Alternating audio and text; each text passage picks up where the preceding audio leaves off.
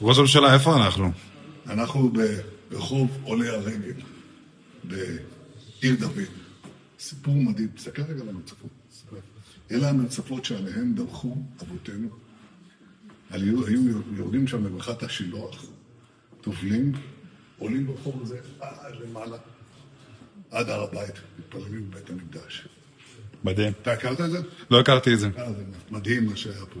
אגב, במרד הרומי, במרד הגדול נגד רומא, יהודים התחבאו. מתחת למרצפות האלה יש כאן תעלת ביוב. וואו. הרומאים באו, חיפשו אותם, דקרו אותם, מצאנו חרב רומאית. יפה מאוד, באמת.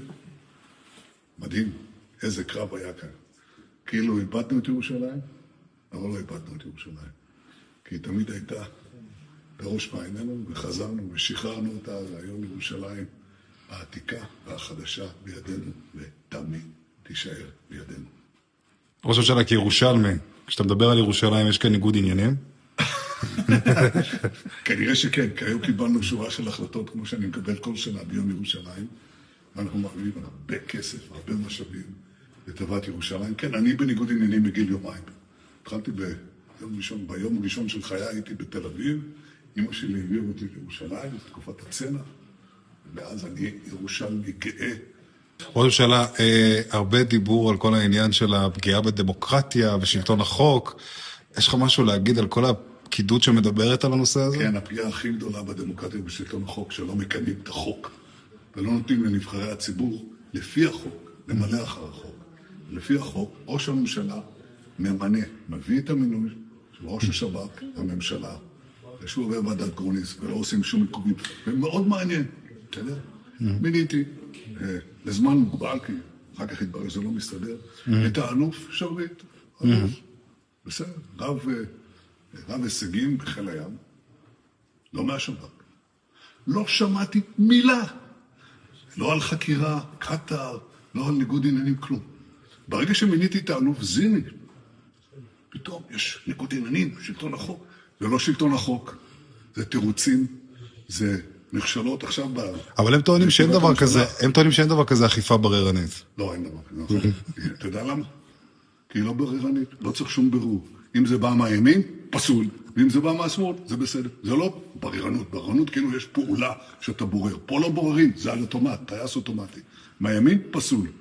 מהשמאל, מותר. הכל מותר. הכל מותר. אתה יכול לבנות רמטכ"ל 5 ימים לפני שמתחלף בממשלה, זה מותר. אתה יכול לעשות כל דבר.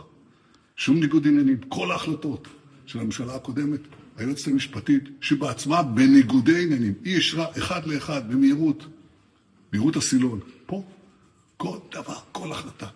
אין שום סמכות לבטל את הדבר הזה, מינוי ראש השב"כ, ויש את כל הדרישה של ביטחון ישראל בזמן של מלחמה עצימה.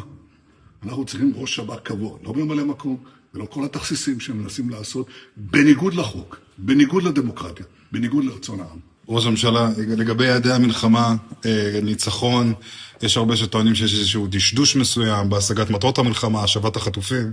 יש עכשיו פעולה מאוד עצימה של צה"ל ברצועת עזה, ואנחנו גם צריכים להתמודד עם האשמות חסרות שחר בציבוריות הבינלאומית.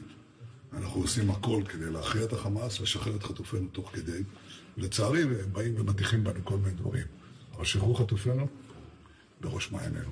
ואני מקווה מאוד שנוכל לבשר משהו בעניין הזה, ואם לא נוכל היום, נבשר מחר, לא מוותרים. ראש הממשלה, יש עוד איזושהי טענה נוספת, שאומרים שמאז ששינית את הרכב משא ומתן, את צוות משא ומתן, שלא חוזרים יותר חטופים. אבל ההפך גמור קרה. אחרי ששיניתי את צוות המשא ומתן, אנחנו השגנו 25 חטופים. לפני זה לא השגנו את זה. במשך חודשים ארוכים לא היה כלום. רק ששינינו את צוות המשא ומתן, ונתנו מכה חזקה מאוד, צבאית, אז קיבלנו את התוצאה. אבל כרגע החמאס מתבשם, תוקפים את ישראל מבחוץ, תוקפים את ישראל מבפנים. מה אני צריך לוותר? יעצרו לי את המלחמה, אני אשאר שם בפנים, אני אוכל לעשות את הטבח הזה עוד פעם ועוד פעם ועוד פעם. אני אוכל לטבוח, לחטוף, לאנוס, לפלוש עוד פעם. אנחנו לא נסכים לזה. נשחרר את החטופים שלנו ונכריע את החמאס. תודה רבה, ראש הממשלה. תודה רבה, אבל תזכור, ירושלים עוברת את זה. אתה יודע שאם אתה הולך עד הסוף אתה מגיע לכותל. זה נכון.